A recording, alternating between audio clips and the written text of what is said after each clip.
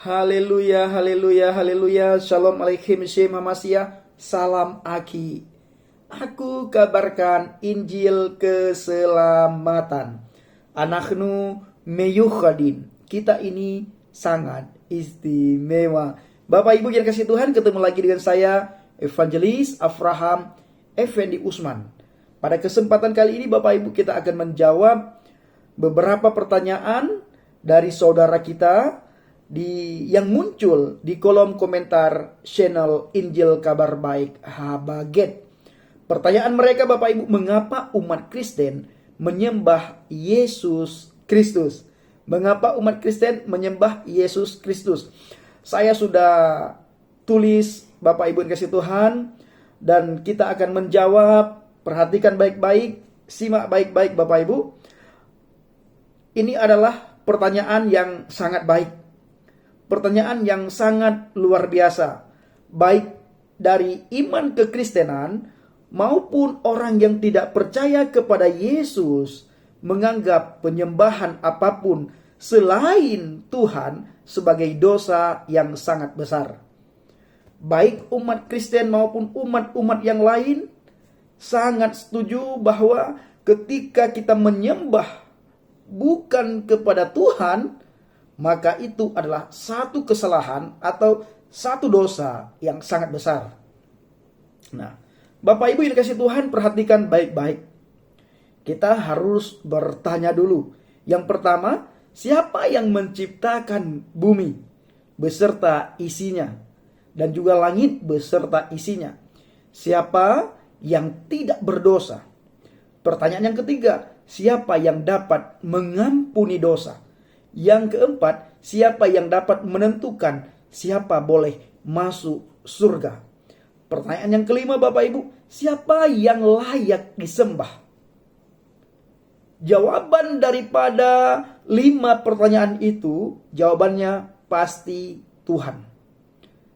Saya yakin, saya percaya Bapak Ibu pasti setuju, jawabannya adalah Tuhan. Nah, 7 alasan mengapa umat Kristen percaya kepada Yesus, 7 alasan kenapa umat Kristen menyembah kepada Yesus. Mengatakan Yesus Kristus Tuhan dan Juru Selamat. Yang pertama sekali, Yesus menciptakan bumi dan isinya termasuk kita. Alkitab menjawab dalam Kolose 1 ayat 16, sebab oleh Dia segala sesuatu telah diciptakan. Oleh Dia segala sesuatu telah diciptakan, yang ada di dalam surga dan yang ada di atas bumi, yang kelihatan dan yang tidak kelihatan, baik tahta-tahta atau para pemegang kekuasaan, atau penguasa-penguasa atau otoritas-otoritas. Segala sesuatu telah diciptakan melalui Dia dan bagi Dia. Nah, yang kedua Bapak Ibu, Yesus Kristus lahir suci, tidak pernah berdosa dan bisa menolong kita mengatasi dosa. Itu adalah Yesus Kristus. Di mana tertulis di dalam 1 Petrus 2 ayat 22. Dia yang tidak melakukan dosa, tidak pula ditemui tipu muslihat pada mulutnya. Sedangkan kita ketahui Bapak Ibu, semua manusia telah berdosa dan telah kehilangan kemuliaan Tuhan. Mulai dari Adam sampai tahun 2020 ini, yang namanya manusia pasti ada benih dosa. Pasti melakukan kesalahan dan dosa. Tidak ada satu manusia pun yang tidak melakukan kesalahan dan dosa. Dan tidak ada satu manusia pun yang tidak kita dapatkan orang tersebut tidak melakukan dosa. Pasti orang itu melakukan kesalahan dan dosa. Tetapi sebagaimana saya bacakan tadi di dalam 1 Petrus 2 ayat 22, di mana kita dapatkan bahwa kita jumpai ayat itu di mana di situ dikatakan Yesus Kristus tidak kita temukan kesalahan dan tipu muslihat dari mulutnya, pada mulutnya Yesus. Siapa dia? Kenapa dia begitu suci? Sedangkan manusia-manusia lain ada kesalahan, ada dosa. Tetapi Yesus tidak pernah melakukan kesalahan. Tidak kita jumpai satu dosa pun yang dilakukan oleh Yesus. Dan tidak kita jumpai satu kata pun yang keluar dari mulut Yesus tipu muslihat. Sedangkan manusia lain, Bapak Ibu tahu sendiri, yang namanya manusia. Lalu kenapa Yesus? Dia orang yang suci, tidak pernah berdosa, dan bisa menolong kita mengatasi dosa. Ini yang kedua. Yang ketiga Bapak Ibu yang dikasih Tuhan, Yesus Kristus pernah menerima penyembahan, ibadah, dan tidak menolaknya. Dia tidak pernah menolak penyembahan. Dan mereka yang ada di dalam perahu, di dalam Injil Matius 14 ayat 33. Dan mereka yang ada di dalam perahu seraya datang. Mereka menyembah dia sambil berkata, sesungguhnya engkau adalah putra Elohim. Mereka menyembah dia. Mereka siapa? Mereka para murid. Menyembah siapa? Menyembah Yesus. Apakah Yesus menolak penyembahan itu? Apakah Yesus mengatakan, jangan kamu sembah aku? Apakah Yesus menghardik mereka ketika mereka menyembah Yesus? Sekarang kita melihat dalam Yohanes 9 ayat 38. Dan dia berkata, aku percaya Tuhan. Dan dia menyembah kepadanya. Siapa Yesus? Silahkan Bapak Ibu simpulkan sendiri.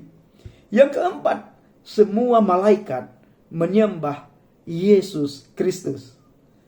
Dan lagi, ketika dia membawa putra sulung itu ke dalam dunia ini, dia berkata, maka hendaklah seluruh malaikat menyembah kepadanya. Di mana tertulis? Di dalam Ibrani 1 ayat yang ke-6. Perhatikan baik-baik Bapak Ibu. Sehingga ketika muncul pengajar-pengajar palsu, muncul pertanyaan-pertanyaan, jawab berdasarkan apa kata firman. Jangan menjawab berdasarkan apa kata pikiran kita, tapi jawablah berdasarkan apa kata firman. Kenapa berdasarkan firman? Karena firman tidak pernah salah. Sedangkan pikiran kita, pikiran yang selalu punya salah. Pikiran kita didapatkan ada celah. Sedangkan firman tidak ada celah. Makanya firman Tuhan itu adalah firman kalam Tuhan itu sendiri. Sedangkan kalam Tuhan tidak mungkin salah. Perhatikan baik-baik Bapak Ibu yang dikasih Tuhan. Yang kelima, Yesus Kristus menjadi hakim pada hari penghakiman. Saya ulangi, Yesus Kristus menjadi hakim pada hari penghakiman. Di dalam 1 Petrus 4 ayat 5, di situ ditulis, merekalah yang akan memberikan pertanggungjawaban kepada Dia yang siap menghakimi yang hidup dan yang mati. Dia menjadi hakim, baik bagi orang yang hidup maupun bagi orang yang mati. Siapa dia? Sehingga dia dikatakan hakim yang adil. Bukankah hakim yang adil itu hanya Tuhan? Tidak ada satu manusia pun di bumi ini yang punya keadilan. Keadilan yang sebenarnya hanya ada di dalam genggamannya Tuhan. Tetapi Yesus Kristus, dia menjadi hakim yang adil. Dan dia menjadi hakim pada hari penghakiman. Atau lebih tepat di hari akhir nantinya. Nah yang keenam Bapak Ibu yang kasih Tuhan, Yesus sudah mengampuni dosa setiap orang yang percaya kepadanya. Dan dia berkata kepada wanita itu, dosa-dosamu telah diampunkan. Kenapa dia berani mengatakan seperti itu? Nabi-nabi yang lain, manusia-manusia yang lain tidak berani mengatakan dosamu diampunkan. Tetapi Yesus menjamin bahwa kamu dosamu telah diampuni. Siapa yang ada di dalam diri Yesus ini? Bahwa manusia yang kelihatan itu, roh yang ada di dalam dia itu siapa? Sehingga dia berani mengatakan dosamu diampuni. Nah, perhatikan baik-baik Bapak Ibu yang kasih Tuhan. Di dalam Efesus 1 ayat 7. Efesus 1 ayat 7, yang di dalam dia kita beroleh penebusan melalui darahnya, yaitu penghapusan kesalahan-kesalahan sesuai dengan kekayaan anugerahnya. Itu tertulis dalam Efesus 1 ayat 7. Yang ketujuh, Bapak Ibu yang dikasih Tuhan, Yesus Kristus menjamin surga bagi semua orang yang percaya kepadanya. Apakah nabi-nabi yang lain, manusia-manusia yang lain, orang selain Yesus, beranikah mereka menjamin surga bagi orang lain? Tidak. Kenapa? Karena kita merasa, saya misalnya Bapak Ibu, saya tidak berani menjamin bahwa saudara masuk surga. Kenapa? Karena saya pun orang berdosa. Tetapi Yesus Kristus, dia menjamin semua orang yang percaya kepadanya untuk memperoleh jaminan keselamatan. Menjamin surga bagi semua orang yang percaya kepadanya. Di mana tertulis? Ada tertulis di dalam Alkitab. Dalam 1 Yohanes 5 ayat 13, aku telah menulis hal-hal ini kepada kamu yang percaya kepada nama Putra Elohim, supaya kamu mengetahui bahwa kamu memiliki hidup kekal, dan supaya kamu percaya kepada nama Putra Elohim. Jelas Bapak Ibu yang kasih Tuhan, Yesus Kristus sama dengan Tuhan. Makanya umat Kristen percaya bahwa Yesus Kristus itu adalah Tuhan. Sedangkan umat-umat yang lain kenapa tidak percaya? Mempertahankan ego. Maka tidak percaya kepada Yesus Kristus Tuhan. Kalau saran saya, boleh Anda tidak percaya kemanusiaannya, tetapi lihat dan percayalah apa yang sudah dia lakukan. Pekerjaan-pekerjaan yang Yesus lakukan hanya bisa dilakukan oleh Tuhan, tetapi Yesus bisa melakukan. Kenapa? Silahkan dijawab sendiri Bapak Ibu. Jadi sangat jelas, Yesus Kristus juga sama dengan Tuhan. Berarti umat Kristen tidak salah ketika mereka menyembah Yesus Kristus. Bapak Ibu yang dikasihi Tuhan dan saya kasihi, pelajarilah keilahian Yesus Kristus. Yesus melakukan hal yang sama dengan Tuhan. Hanya Tuhan yang bisa melakukan hal-hal yang di luar akal pikiran kita manusia. Tetapi Yesus bisa melakukan itu.